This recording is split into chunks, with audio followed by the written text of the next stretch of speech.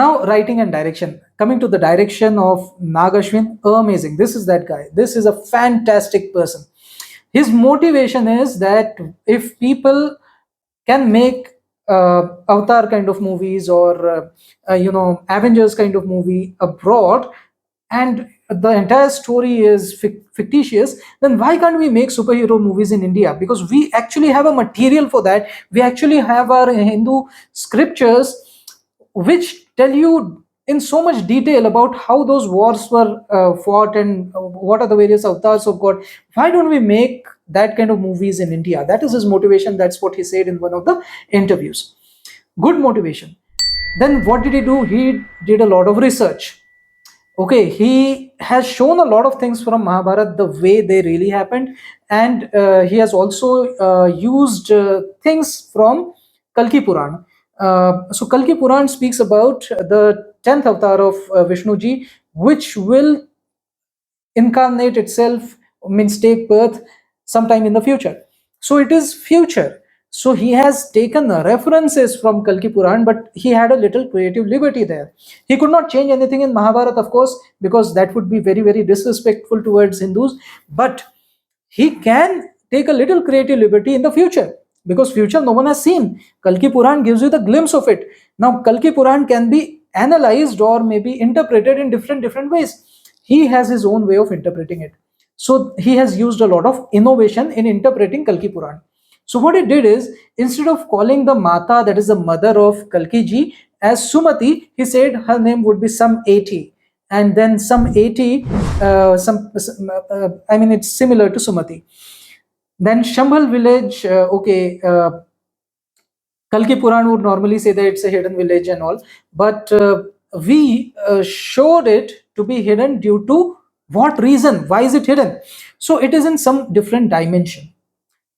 And then how do you go into that dimension? You go through a portal. Where is that portal? Why don't people accidentally cross that portal? Because that portal is in a valley. Who would jump in a valley? No one will jump in a valley, right? So it is between the mountains. There's a valley, and in that valley there is this portal, and you have to literally jump into the valley to get through the portal. So no one is doing that, and that's why it is hidden so far. Besides, how is it protected? It has a power field around it. Okay, so if any negative energy, or it is also shown in the War of the Worlds. The alien ship has a has a field around it. It is shown in Captain Vyom. It is shown in many sci-fi movies that there is a field surrounding it. Even Star Wars shows it. What are the movie? There are many movies showing a field, force field surrounding it. Even in Independence Day movie, it was shown. Force field was there. Similar force field was shown in surrounding this particular village, and it is protecting the village, and that's why it is safe. Okay. Then what is the source of water in that village? So there is a huge tree, and it is hollow, and inside that tree there is a puddle, you can say, and it is filled with water. So it is usable water, and that is how. So whenever you say there's a village, okay, where is the water coming? It is in the Himalayas. So in the Himalayas you won't find, and anyways the rivers have dried up. So in the Himalayas the only source of water is rain. Now you want to show that rain has not happened there, for it has not rained for so many years, for maybe a couple of decades, and still how do you have water? So the water is that stored water in the hollow trunk of that tree. So that attention of detail was given very, very nicely. Then again, Amitabh Bachchan was meditating in Kashi, but he's literally living under the rock. There is a phrase, right? Living under the rock. This guy was really living in a cave, and in that sense, living under the rock. But that cave has a shivling, and Ma Ganga ji used to drip one one drop at a time on that shivling, even towards the end of even towards the prime of this Kali. And then when this Kalki avatar was about to happen, that then Gangaji ascends to the heaven, and then that last drop also falls, and then Amitabh realizes that now the Kalki birth is close by. Okay, so that water used to drip on the shivling, and you know that Shivji has Ma Ganga in his jata, right? We show it like that in some pictures. So Now Ma Ganga, after drying up, so okay, let me come to where Amitabh gets water. So when the water drips on that shivling, Amitabh has a bowl to collect that water from the shivling, right? And then he must be drinking that water, and that is how he must be surviving. It is not very explicitly shown that okay, he's drinking that water, he's saying that I will be drinking this water, but they have shown the source of water for Amitabh. How can you live in a cave where you don't have water, and especially there is no water around? So how will you do that? So this is how you do it. Okay, very well shown. World building or innovation used, very well done. Direction is good. Suspense built up. See, when you leave and come out of this movie theater, then you are left with a lot of questions like, what is Project K? You saw the entire movie, but you don't have any clue what is Project K. Then how can Karn be reincarnated? Karn is a human being, right? Means Karn was a human being. He used to be in Dwapar Yug. So how can humans have avatar? A human cannot have avatar, right? So that is again a question that you come out with. And another is Yashkin's skull is shown to be broken. So why is it broken? That could be a question. Then there are so many hints that Nagashwin has left in this part. I think these hints will be used in the upcoming part. I'll give an example. Like Ritik Roshan's father made a movie for him, the first movie, Kaho Na Pyar Hai. So in Kaho Na Pyar Hai, there was one instance, one thing that was shown somewhere in the movie, and then that thing was used uh, in the latter half of the movie. So it was the first movie that I saw in India, which was made with that intellect. That you can show something and then use that same thing later on in the movie. At least I saw it for the first time in Indian movies, and then later on, Indian cinema grew, and now in many other movies also we see the same thing, that they show something in the beginning, or maybe in between, and then they use it towards the end. Very good job. I think Nag Ashwin is going one step ahead. He has shown a few things to us in the first part, and he's going to show about them in the next part. Okay, like for example, that astronaut statue. I'm having a feeling, a gut feeling, that astronaut statue is something important. He had an entire, uh, fight sequence around that statue. Even that statue's hand gets cut, and that hand falls like this, and that's such a nice scene. So if everything is, even that became part of one of the posters as well. So if it is that significant, then what about that astronaut? Then there are a few signs over there like welcome to the future, and then there are uh, ruins of some space vehicle kind of a thing. So what is it all about? Did humans try to leave planet earth, and were they unsuccessful? What happened? So that story probably will be told in the latter parts. Another thing that I feel is the six golden globes that are revolving behind this Yashkin. What are they all about? Why is he always cladded? Why is he in that meditation room which is cladded in gold? What is it about gold? So probably they'll tell about this in the next part. And Kalki Universe's logo has that eclipse, if you see. So what about that eclipse?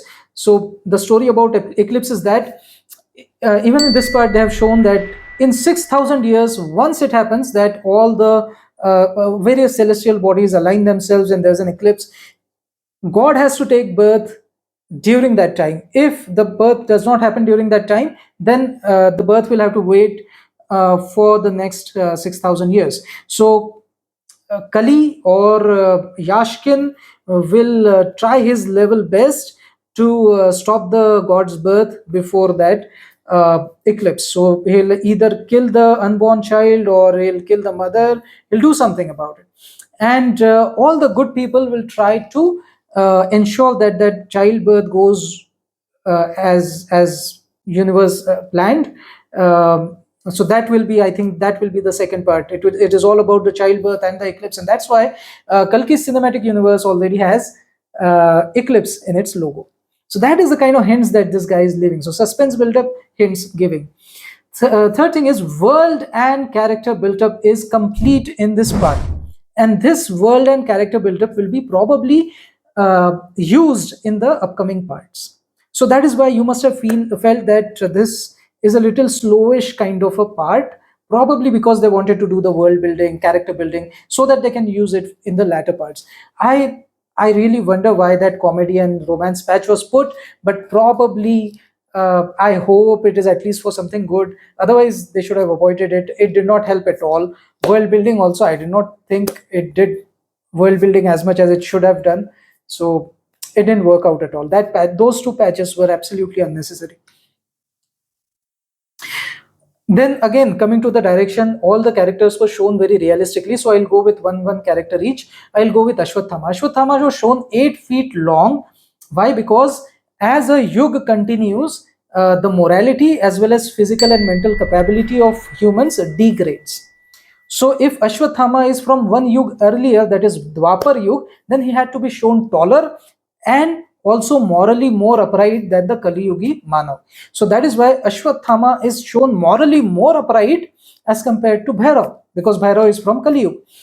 Another thing is that Ashwathama actually fought from the side of Kauravas. He did not. He fought from the side of Adharma, and still, even a person who fought from the side of Adharma in today's Kali Yuga, you think that this guy is more morally upright as compared to Kali Yugi Manav. Then it is very well shown, very nicely done. That is why some people are asking that why are the negative characters in Mahabharata shown in positive light? No, it's not like that. They are coming from that age into this age. In this age, this is the age where some people cut their girlfriends and keep them into fridge. This is how humans have morally deteriorated. As compared to that, even Kauravas of that time would look morally upright as compared to Kali Yugi Manav, and that is what is being shown in this movie.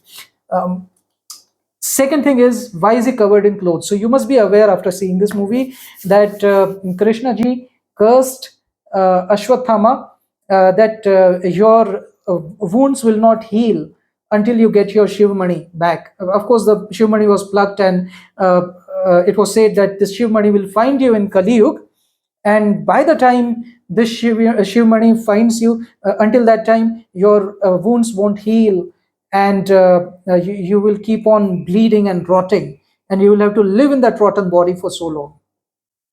So with that history, now imagine somebody whose bleeding doesn't stop. So what will he do? He will put some cloth around it, right, to stop the bleeding. Then suppose his face was shown all decomposed, almost decomposed, or maybe rotten kind of. So if something is rotting, there is pus. So what will someone do? He will try to hide it at least, right? Hide it from the dust, hide it from infection, further infection. That's why he's shown covered in clothes. And as soon as he gets that Shivmani, after that, his number of clothes keep reducing after that. His face is not all covered in clothes after that. It keeps reducing after that.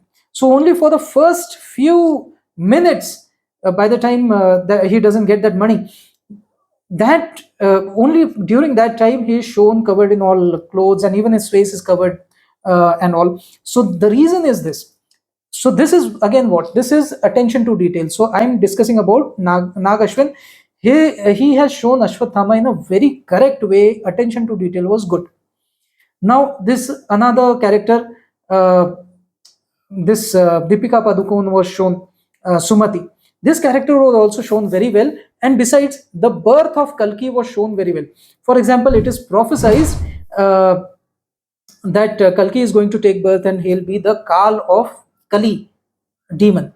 Okay, so this birth is matched with the Krishna birth. How is it done? I'll tell you.